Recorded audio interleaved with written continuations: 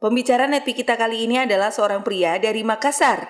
Pada tahun 1999 saat beliau mulai masuk kuliah, kondisi keuangan keluarganya berantakan karena harus eksodus dari Timor Leste akibat referendum.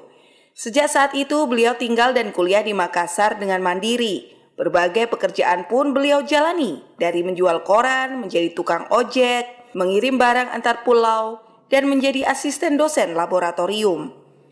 Dan pada saat inilah ada seorang teman beliau yang sangat gigih mengenalkan beliau pada bisnis Tiens. Beliau akhirnya memutuskan untuk bergabung dan serius menjalankan bisnis Tiens. Pada awalnya kedua orang tua beliau tidak mendukung dan akhirnya beliau menjalankan bisnis ini secara diam-diam. Beberapa kali mengalami jatuh bangun, tetapi bermodalkan keyakinan dan kerja keras, beliau berhasil dalam bisnis ini. Beliau sudah melalang buana ke 3 benua di dunia dan meraih cash reward dari Tiens. Bagaimana proses perjalanan beliau menjalankan bisnis Tiens? Mari kita belajar dari Suwardi. Selamat malam One Vision Indonesia. Dan pada malam hari ini sekali perkenalkan, nama saya Ardi, saya live dari Makassar. Di rumah saya, tepatnya di kota Makassar, Bapak Ibu, teman-teman sekalian. Dan pada malam hari ini saya senang sekali, bersyukur sekali mendapatkan kepercayaan dari para leader-leader Anda dari One Vision untuk berbagi informasi, untuk sharing di materi CPM atau Co-Producer Meeting. Nah, Bapak Ibu sekalian, malam hari ini saya tidak dalam posisi menggurui, tapi saya posisinya sharing saja ya, karena Anda sudah memiliki leader-leader yang luar biasa, yang sudah hebat, dan mereka adalah orang-orang yang patut kita jadikan sebagai role model. Nah, malam hari ini saya dapat kesempatan untuk sharing tentang materi 3 prinsip dasar, ya, good team player. Nah, Bapak Ibu sekalian, teman-teman sekalian, yang perlu kita sadari bahwa kita ini sekarang menjalankan bisnis Tiansi, multi level marketing gitu ya. Dan saya yakin dan percaya bahwa meskipun awalnya mungkin kita menjalankan bisnis ini, awalnya mungkin ikut-ikutan atau hanya karena mungkin tidak enak atau dan sebagainya, tapi satu hal yang pasti bahwa kita memiliki visi bahwa kita ingin membangun aset di bisnis ini. Nah, di saat kita mulai berpikir bahwa kita ingin membangun sebuah aset, maka kita butuh yang namanya tim. Ya, nah, untuk menciptakan aset ini dibutuhkan hubungan atau komunitas tim yang sehat. Ya, oleh karena itu good team player ini adalah satu hal yang paling basic, paling penting dalam membangun aset, dalam proses membangun aset di bisnis Tiansi. Nah, tapi sebelum saya lanjut, gitu ya. Nah, ini ada 773 dan PBO. Apa hubungannya, gitu ya? Jelas visi kita adalah bangun aset. Nah, kalau kita berbicara masalah visi, maka kita bicaranya adalah PBO, parameter bisnis One Vision, ukuran untuk menjadi ukuran buat kita bahwa kita sudah memiliki aset yang besar dan kuat. Nah, tapi yang paling penting adalah kita butuh misinya, gitu ya. Jadi fase-fasenya, tahapannya atau proses yang kita jalankan untuk membangun aset ini. Ada namanya 773, gitu ya. 7 langkah, kemudian 7 kebiasaan sukses, dan ada 3 prinsip dasar. Nah, yang paling penting adalah 3 prinsip dasar. Jadi kalau misalkan kita peras intisarinya ya, banyak orang yang menjalankan bisnis Tiansi itu berpikir yang penting sudah presentasi, sudah punya dream book, sudah bikin daftar nama, mereka menganggap dirinya bahwa sudah menjalankan bisnis Tiansi. Nah, kalau hanya sebatas itu, maka Anda hanya sekedar jadi sebagai distributor atau bahkan mungkin reseller atau hanya sekedar mungkin penggembira menjalankan bisnis ini. Tetapi kalau misalkan Bapak Ibu sekalian, teman-teman sekalian ingin punya aset ya, ingin punya bisnis yang besar, maka Anda butuh yang namanya prinsip ini, 3 prinsip dasar: edifikasi, konsultasi, dan no cross learning. Nah, kita supaya karena keterbatasan waktu ya, kita lanjut. Nah, yang pertama edifikasi. Nah, edifikasi. Ya, kalau kita perhatikan badan ini ya, anggaplah misalkan ini ada prospek nih warna hijau. Kemudian Anda yang punya prospek, kemudian ingat kita bangun tim. Kita menggunakan pihak ketiga untuk menjelaskan bisnis ini atau untuk memberikan kekuatan pada prospek kita tentang bisnis ini. Nah, di sini masuk fase edifikasi. Ya. Nah, jadi bagaimana kalau misalkan kita perhatikan di sini, proses membangun dan menularkan perspektif positif kepada orang lain terhadap suatu objek atau orang dengan tujuan melahirkan respek, penghargaan, dan rasa hormat. Nah, itu yang gambarannya. pada prinsipnya adalah bagaimana caranya prospek kita ini memiliki rasa respect atau apa ya, penghargaan dengan sponsor kita atau tim kita. Itu gambarnya seperti itu. Entah kita edifikasi dari keberhasilannya atau mungkin pengetahuannya atau bagaimana beliau sudah membantu kita untuk membangun bisnis ini, ataukah mungkin orang ini orangnya asik, senang, menyenangkan dan sebagainya. Kecenderungannya Bapak Ibu, kalau misalkan ya prospek kita ini orang yang tidak saling kenal dengan leadernya kita, ya itu gampang edifikasinya. Tinggal kita edifikasi keberhasilan dan sebagainya, orang sudah bisa respect.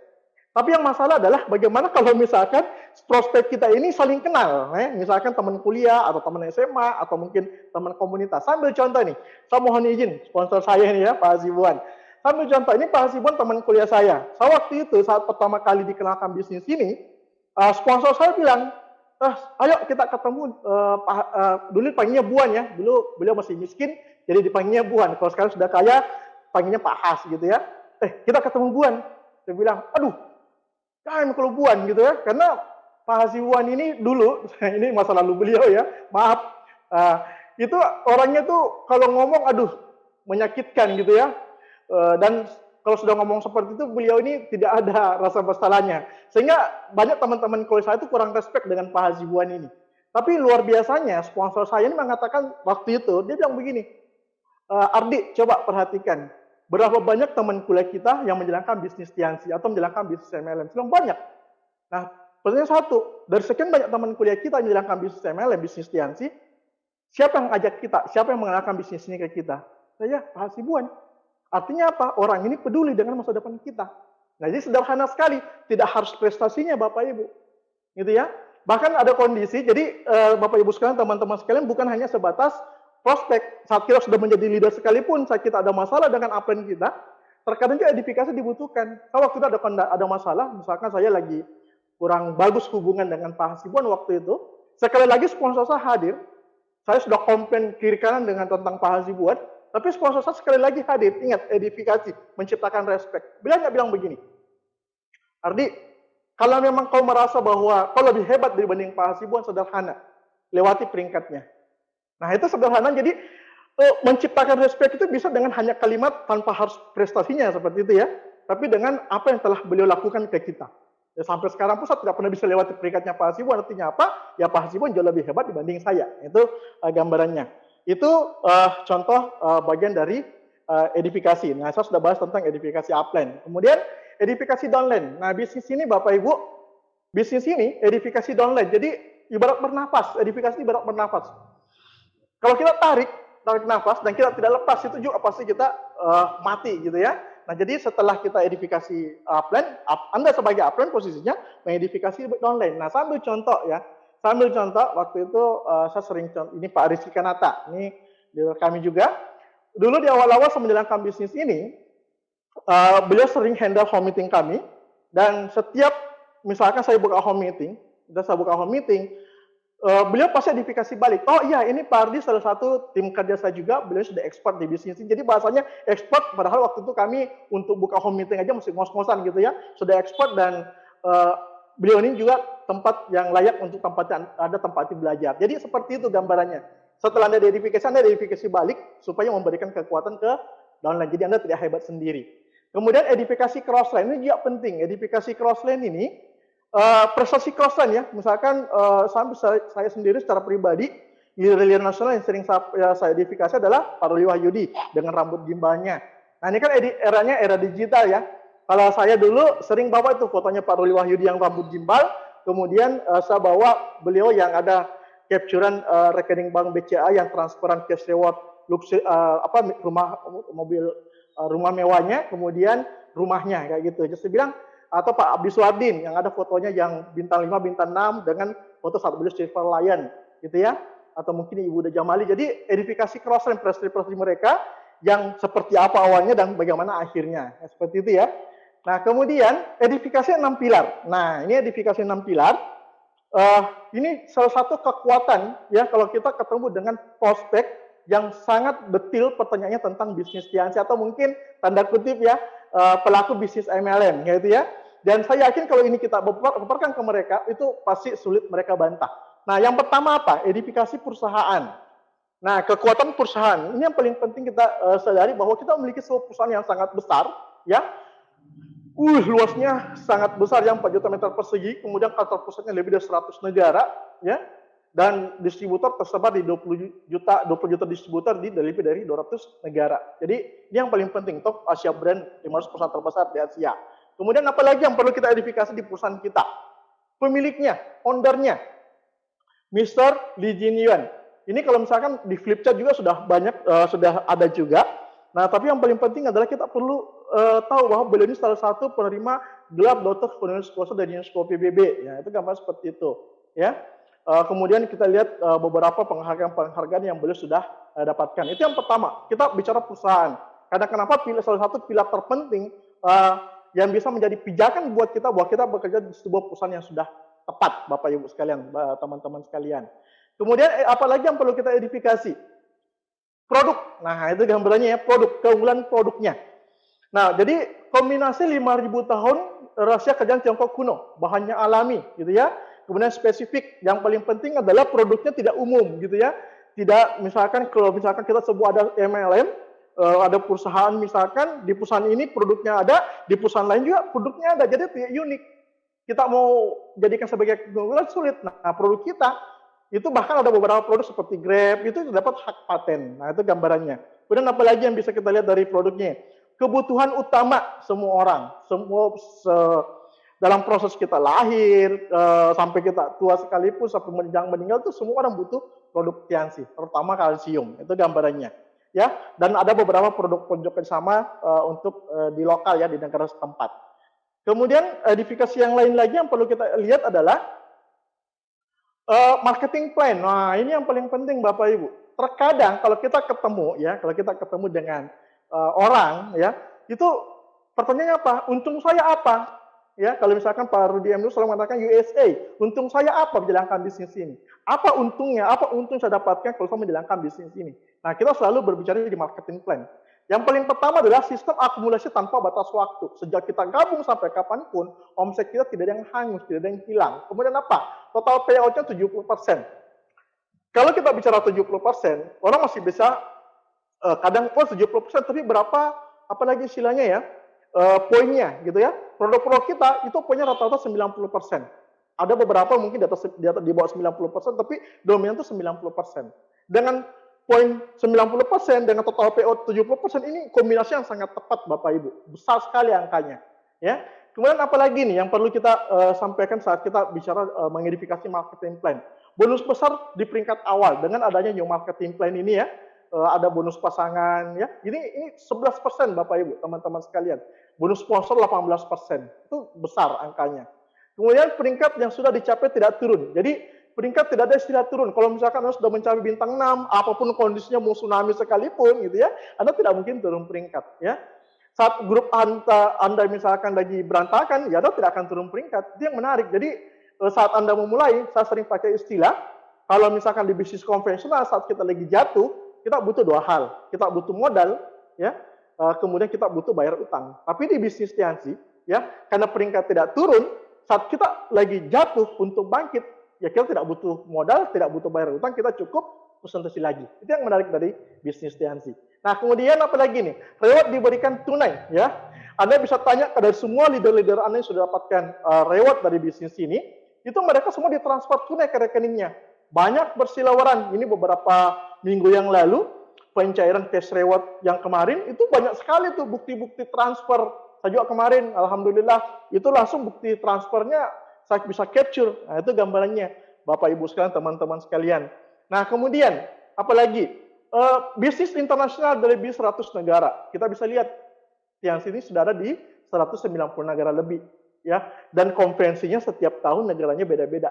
Ini kebetulan aja kita lagi COVID, gitu ya, makanya lagi tidak konferensi. Kita kemarin konferensinya online. Nah, kemudian registrasi satu kartu negara, ya, berlaku di semua negara. Nah, ini kita bisa lihat di marketing plan, yang dengan marketing plan yang baru, setelah mempelajari top 10 perusahaan MLM dan lebih dari 100 negara. Ini luar biasa. Dan yang paling penting lagi adalah sudah mendapatkan sertifikat syariah. Jadi Anda tidak perlu lagi kalau ada orang, oh, ini aman nggak, gitu kan? Ini halal atau tidak? Tidak usah khawatir. Anda tidak perlu debat, Anda tinggal perlihatkan sertifikat ini. Oke. Nah, kemudian edifikasi selanjutnya apa lagi nih yang perlu kita edifikasi selain marketing plan, ya? Eh, Konvensi internasional. Nah, ini dia. Konvensi internasional. Setiap tahun, saya sejak gabung di langkah bisnis ini, konvensi Tiansi itu dari setiap tahun itu beda-beda negara, Bapak Ibu. Ya, bahkan yang ada Kuala Lumpur, ada Cina, Kenya, di Indonesia, kemudian di Tianjin, pernah kemarin juga di Prancis, pernah di Australia, pernah di Rusia, pernah di India dan sebagainya. Jadi Anda bisa bayangkan ya, kalau misalkan perusahaan kita tidak besar, ya, tidak mungkinlah untuk bisa adakan konferensi di setiap negara setiap tahun. Anda bisa bayangkan ya, Piala Dunia saja yang 4 tahun, itu butuh persiapan berapa lama untuk mengadakan ke Piala Dunia. Nah, kita ini perusahaan Tiansi setiap tahun adakan konferensi di beda negara. Ya, sebesar apa perusahaan kita? Itu gambarannya. Kemudian, selanjutnya adalah penghargaannya. Nah, ini dia. Penghargaannya, nah ini teman-teman sekalian, Bapak Ibu sekalian yang bisa kita ini ya perhatikan. Kita punya reward ya, penghargaan dari bisnis kita itu, aduh, ini kemarin laptop, ada mobil, motor gitu ya, turut keluar negeri setiap tahun. Ini lagi akan launching lagi cash reward gitu ya. Dan kita tidak perlu lihat, kita lihat aja faktanya langsung deh. Kita lihat faktanya. Dari tahun 2018 kemarin saja, ya sampai tahun 2018 kemarin saja, itu sudah ada 317 orang penerima 20.000 US dollar, 102 orang penerima 25.000 dolar, ada kemudian 63 orang penerima 50.000 US dollar, dan ada 32 orang penerima 100.000 US dollar. Ini fakta yang tidak terbantahkan. Jadi bukan lagi katanya-katanya, tapi ini sudah jadi fakta. Oke? Nah, itu 6 pilar ya, 6 poin yang perlu kita edifikasi saat kita ketemu dengan prospek atau mungkin untuk meyakinkan prospek kita untuk menjalankan bisnis Tiansi. Itu yang poin pertama, edifikasi. Nah, selanjutnya Bapak Ibu, konsultasi. Nah, konsultasi ini yang mungkin yang sedikit kalau misalkan kita lihat pengertiannya adalah proses mendiskusikan. Nah, jadi Bapak Ibu sekalian, saat menjalankan bisnis Tiansi ini kan kita tidak istilahnya membabi buta ya. Ya, membabi buta dalam artian tidak hanya modal kerja keras, tidak hanya modal semangat, tapi kita butuh apa lagi sihnya arah gitu ya. Ibaratnya kita berlari sekencang mungkin, kita mau ke Bandung tapi ternyata ujung-ujungnya sampainya di Surabaya gitu ya. Jadi arahnya harus jelas ya. Jangan sampai Anda sudah lari sekencang mungkin ternyata sampai Surabaya. Nah, itu mundurnya susah, apalagi kalau Anda sudah memiliki gerbong bisnis yang besar. Nah, jadi proses mendiskusikan, ini ya bahasanya proses mendiskusikan bisnis antara upline dan downline dengan tujuan downline meminta pandangan atau panduan. Ya, jadi jangan dibalik ya, downline yang apalagi mendapat upline itu gambarannya. Kemudian mendiskusikan keadaan dan strategi. Upline adalah navigator. Ya, kalau misalkan kita lagi bawa mobil, ada navigator sebelah kiri kita. Jadi yang menentukan besar tidaknya bisnis Anda adalah Anda, tapi Anda butuh upline sebagai navigator. Ya, kita ambil contoh nih, Cristiano Ronaldo. Tidak usah Messi ya, Ronaldo ini, Cristiano Ronaldo. Sehebat-hebatnya Ronaldo, tetap butuh pelatih. Ya, meskipun misalkan kalau misalkan pelatihnya kita tanding dengan Ronaldo, mungkin Ronaldo mungkin lebih hebat. Tapi ya, ada namanya blind spot. Ada bagian yang kita tidak bisa lihat. Yang bisa lihat adalah upline kita yang berada lebih tinggi dari kita. Itu gambarannya. Nah, ada 2 jenis konsultasi. 2 jenis konsultasi itu yang pertama adalah konsultasi formal. Nah, ini 1 kali sebulan di awal buka buku. Luar biasanya sekarang Bapak Ibu dengan COVID-19 ini, dengan pandemi ini, dulu saya dengan Pak Rizky Kanata itu kadang kalau ketemu ya mungkin ketemunya di Crown Life. Saya terakhir ketemu konsultasi secara personal dengan Pak Rizky itu dia di Crown Life di Bogor. Itu 1-2 tahun yang lalu mungkin. Tapi dengan era digital sekarang, alhamdulillah Bapak Ibu berkah dari COVID-19 ini, bahkan hampir setiap minggu ya kami bisa komunikasi langsung dengan Pak Rizky. Ini yang hebat. Jadi tapi secara prinsip konsultasi formal itu 1 kali 1 bulan setiap awal buka buku. Jadi misalkan tutup buku tanggal 25, 26, 27, bahkan leader saya sering mengatakan jangan melakukan apa-apa dulu sebelum konsultasi ke upline. Karena kenapa? Itu akan menentukan arah bisnis Anda 1 bulan ke depan, 2 bulan ke depan, gitu ya. Nah, apa-apa yang perlu dikonsultasikan? Pertama bisnis itu jelas, ya. Kemudian konsultasi keuangan, ini juga. leader saya, Pak Hasibuan, selalu sangat sering menekankan bahwa banyak orang yang hancur bisnisnya bukan karena bonusnya kecil atau bisnisnya bubar, tetapi karena salah mengelola keuangannya. Entah investasi kemana misalkan, atau fokusnya karena punya bisnis, punya investasi, kemudian fokusnya ke situ, akhirnya bisnisnya tidak keurus. Itu juga. Jadi konsultasi keuangan. Jadi termasuk kalau misalkan mau beli sesuatu, ya itu penting. Kemudian yang kedua, konsultasi non formal. Ini kondisional, kapan saja. Ya, nah ini konsultan formal ini Anda bisa pakai Zoom, bisa pakai WA, bisa bawa langsung telepon dan sebagainya. Itu yang menarik. Jadi Anda bisa manfaatkan dari semua media sosial yang Anda miliki untuk konsultasi dengan upline Anda, meskipun di satu kota atau di kota yang berbeda. Nah, yang paling penting juga ini, sikap saat konsultasi, sikap konsultasi. Nah, yang pertama adalah sikap sebelum konsultasi. Saat Anda sebelum konsultasi, Anda perlu memiliki karakter melankolis, ya. Nah, saya dulu tuh paling tidak nyaman dengan situasi seperti ini karena saya tuh ya kadang orang bilang saya sanguin, kadang juga orang bilang flekmatis, tapi saya sendiri pun sampai hari ini kadang bingung saya di mana. Tapi yang paling penting Bapak Ibu sekalian, saat Anda konsultasi, ya, Anda perlu melankolis sebelum konsultasi. Jadi Anda siap gambarnya, Anda siapkan rencananya. Jadi jangan Anda datang ke upline Anda dengan kertas kosong, tabe, silakan. Apa yang harus saya kejar ini bulan? Bukan seperti itu, tapi Anda sudah gambar semua berapa omset Anda bulan lalu, berapa yang Anda ingin rencanakan ke depan, bagaimana kondisi bisnis Anda, dan Anda konsultasikan, bisnisnya seperti ini, bagaimana bagusnya. Jadi itu konsultasinya seperti itu. Anda melankolis, ya, jangan dengan kertas kosong. Selanjutnya saat konsultasi, Anda harus pragmatis. Nah ini dia ini. Saya dulu di awal-awal Bapak Ibu sekalian, teman-teman sekalian, saat konsultasi itu saya lebih banyak bicara dibanding sponsor saya. Padahal sebenarnya saat konsultasi itu ya nerima saja apapun yang upline bilang, ya ikuti, dengarkan saja, jangan didebat. Nah itu gambarannya. Nah, tidak ada upline yang akan apalagi istilahnya ya, yang ingin merusak melihat donanya rusak. Saya yakin itu tidak ada seperti itu. Jadi upline akan menunjukkan bagaimana seharusnya Anda membangun bisnis ini. Nah, setelah Anda konsultasi, Anda perlu memiliki karakter koleris dan sanguin. Koleris dalam artian apa? Jadi ibaratnya gini, tancapkan impian Anda di batu yang keras, tapi laksanakan misinya di atas pasir. Nah, jadi seperti itu. Jadi Anda sudah set nih, bulan ini saya mau ambasador, saya mau majestic. Kekeh di situ Bapak Ibu. Tapi bagaimana strateginya? Nah ini, Anda rancang di atas pasir. Dan satu hal yang pasti, saat Anda berproses, pasti ada masalah. Ya, tidak akan indah terus, tidak akan asik terus gitu ya. Dan satu hal yang saya ingin pesankan ke Bapak Ibu sekalian, saat Anda menghadapi masalah seperti itu, sanguin. Ya, bangun karakter sanguin Anda. Cek gitu ya. Masa bodoh gitu ya. Tapi fokus ke solusi. Nah, itu gambarannya. Itu di konsultasi. Kemudian selanjutnya adalah, nah ini juga nih, ini sebenarnya bukan no cross learning, bad cross learning, gitu ya. Bukan dilarang no cross learning, kalau cross learning kan repot ya, kita bangun pertemuan, apa dan sebagainya kan pasti butuh cross learning. Tapi no cross learning dalam arti sini adalah bad cross learning. Nah, bad cross learning itu seperti apa? Contoh nih, misalkan A ini punya kaki, 3 kaki, B, C, dan D. Nah, proses membicarakan atau mendiskusikan bisnis antara 2 orang atau lebih distributor yang berbeda jalur sponsorisasi. Jadi beda kaki ya. B, C, dan D ini beda kaki. Jadi tidak boleh saling ngobrol tentang perkembangan bisnis, berapa bonusmu, berapa kakimu, susah ya jalankan bisnis dan sebagainya. Tapi apapun masalahnya, B ke A, C ke A, D ke A. Gitu ya. Tidak boleh B ke C atau B ke D dan sebaliknya. Seperti itu gambarannya.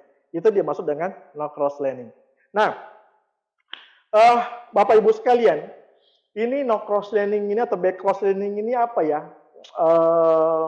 Kadang saya bilang asik ya. Apalagi kalau misalkan sudah tataran leader. Satu kadang dulu di awal-awal saya sering masih leader-leader awal, masih peringkat-peringkat bawah, selain diingatkan bahwa no cross learning. Kadang saya pikir kalau sudah leader orang, kayaknya sudah tidak perlu no cross learning karena pasti mereka secara mental sudah kuat, kemudian secara sikap sudah bagus.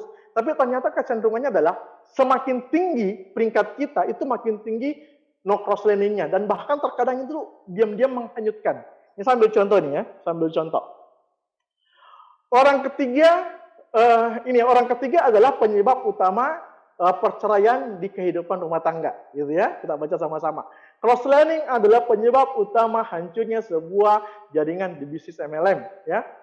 Orang ketiga atau bad cross-selling memiliki pola yang sama, gitu ya. Orang yang selingkuh, orang ketiga gitu ya, dengan cross-selling itu, aduh asik sekali Pak, asik sekali Bu. Jadi itu kalau kita punya masalah, itu mereka jadi pendengar yang asik, gitu ya. Kadang mereka lebih solutif dibanding upline kita, ya. Ya pokoknya semua asik-asik itu ada di mereka, itu gambarannya ya. Nah kemudian, tetapi saat ketahuan dan menjadi penyebab hancurnya hubungan, dia pergi begitu saja tanpa merasa bersalah. Nah sama halnya, saya ada kejadian begini. Ini di internal grup saya sendiri. Jadi grup saya yang satu dengan grup saya yang dua ini mereka ketemu. Mereka ketemu waktu itu tahun 2010-an dan ini awalnya seperti itu.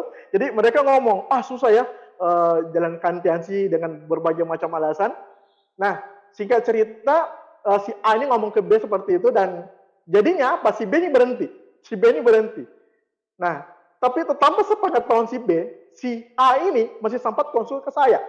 Masih sempat ketemu dengan upline-upline yang lain. Ya, singkat cerita, si A ini tetap jalankan bisnis yang si B ini sudah hilang. Si A bersalah enggak? Tidak. Ya, dia bilang salah dia, kenapa dia dengar saya? Itu gambarannya, itu efek dari bad cross-selling. Nah, kemudian orang ketiga dan bad cross-selling memiliki daya rusak yang sangat dahsyat. Betul-betul Bapak Ibu. Kemudian, jika mau rumah tangga Anda aman, jangan pernah ceritakan kondisi keluarga Anda selain ke pasangan Anda. Sama halnya jalankan bisnis ini. Ya. Bagaimanapun kondisi bisnis Anda, teman-teman sekalian, Bapak Ibu sekalian, jangan pernah ceritakan ke crossline. Ya. Jangan pernah ceritakan ke crossline. Ceritakanlah ke upline. Saya tuh kadang paling susah jalankan bisnis di sini kalau untuk mengenai crossline itu adalah, kalau bahasanya gini, kita kan sama-sama leader. Nggak apa-apa kan, kita kan sudah secara kita sudah tahu bagaimana jatuh bangunnya jalankan bisnis Tiansi. Itu yang kadang paling repot. Ya saya sih kadang bilang komunikasi sama upline ya, komunikasi sama upline. Itu gambarannya.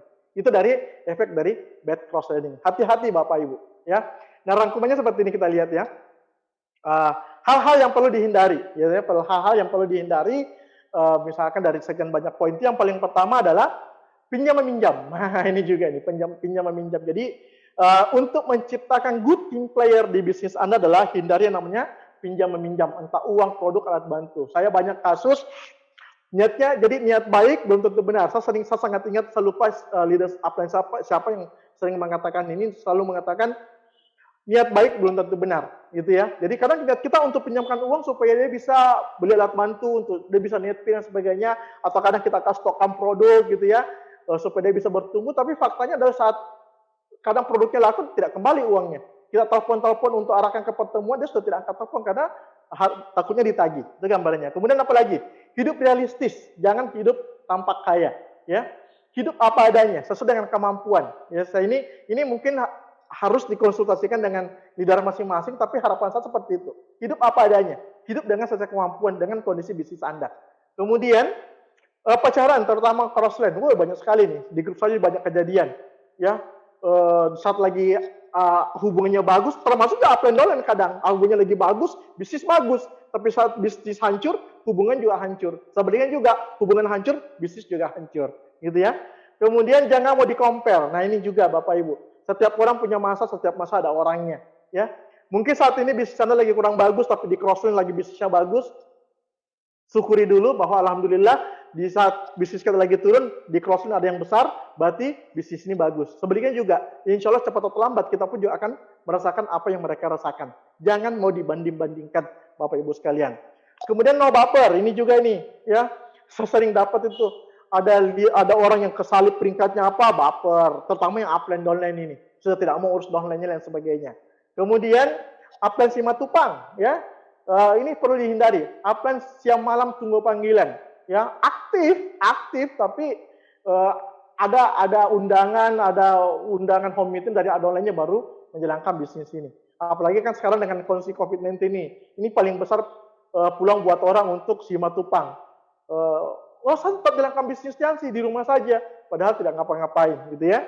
Kemudian memarahi grup di depan umum, ini juga ya, jaga sikap ya, perlu kita jaga wibawa dari grup kita. Karena kenapa? Mereka adalah representatif dari kita sendiri saat kita lagi tidak ada. Kemudian apalagi nih, ada bisnis dalam bisnis. Ini banyak ini yang saya dapat ya, yang terjadi di grup saya sendiri, misalkan jual buku atau bisnis apalah, misalkan ya ajak downline-nya untuk, misalkan ini kejadian saya di grup saya sendiri juga, dia ajak grupnya untuk bisnis A, misalkan dengan alasannya seperti ini kita bisnis kita jualan ini supaya kalau dapat duitnya kita gunakan untuk bangun Tiansi, seperti itu. Jadi itu sudah memecah fokus. Ya, saya tidak tahu di tim Anda, tapi di grup saya kejadian ada bisnis dalam bisnis, gitu ya, melipatkan downline di bisnis yang lain. Kemudian materialistis, ya, perhitungan. Nah ini juga banyak kasus yang mungkin saya sering dapatkan di grup saya sendiri. Saya sih berharap di grup teman-teman se-Indonesia tidak mengalami hal yang sama. Kalau misalkan mau bantu grup di luar kota, hitung-hitung dulu. Saya keluar bensin sekian, hotel sekian, biayanya operasional sekian, jadi minta diganti. Ya. Padahal di bisnis ini ingat, kita ini tim player, gitu ya. Kita sama-sama berproses, sama-sama berjuang, gitu ya. Jadi jangan pernah hitung satu. Ingat sekali Pak Hasibuan, Pak Rizky, Pak Erik Yong, bahkan Pak Naga Sugara, bahkan pernah juga saya undang datang ke apalagi namanya bantu GOP dan sebagainya, bahkan beliau tidak minta dibayar. Itu yang menarik. Apalagi Pak Hasibuan, wah saya bawa kemana-mana pun, bahkan beliau yang bayar hotelnya kadang itu ya, bayar hotelnya, bayar transfer, bahkan saya ditraktir juga. Ini yang menarik dari bisnis ini. Kemudian meninggalkan grup dalam waktu lama, gitu ya. Ini juga kadang karena ada urusan apa, misalkan tiba-tiba hilang entah kemana, ujung-ujung tiba-tiba dia balik, gitu ya. Nah kemudian Bapak Ibu sekalian, ini terakhir, saja sudah hampir habis. Untuk menciptakan good team player dalam bisnis Anda, ya, satu hal yang perlu kita tahu bahwa selain kita sebagai downline, kita juga posisi sebagai upline, gitu ya. Nah, di saat kita posisi sebagai downline dan kita ingin upline kita seperti apa, sederhana. Anda tinggal tulis saja 10 hal, 10 sikap yang Anda ingin upline, Anda ingin upline Anda melakukan apa. Anda tulis saja seperti itu saat Anda sebagai posisi downline. Dan sebaliknya, di saat Anda posisi upline, Anda tinggal tulis 10 sikap yang Anda inginkan downline Anda lakukan. Gitu ya. Anda tulis 10 hal yang Anda inginkan upline Anda melakukan apa, dan Anda tulis juga 10 hal yang Anda ingin downline Anda lakukan seperti apa. Dan dari semua itu Bapak Ibu, Anda dulu yang lakukan, kita dulu yang lakukan. Kita lakukan sebagai downline, dan kita lakukan sebagai upline. Insya Allah, kalau ini kita lakukan, kita seperti apa yang kita harapkan, insya Allah kita akan berhasil menciptakan good team player dalam tim bisnis kita, dan insya Allah itu akan menjadi aset, ya, menjadi aset produktif yang besar dan kuat di bisnis Tiansi. Oke, demikian sharing saya pada malam hari ini, semoga bermanfaat. Assalamualaikum warahmatullahi wabarakatuh.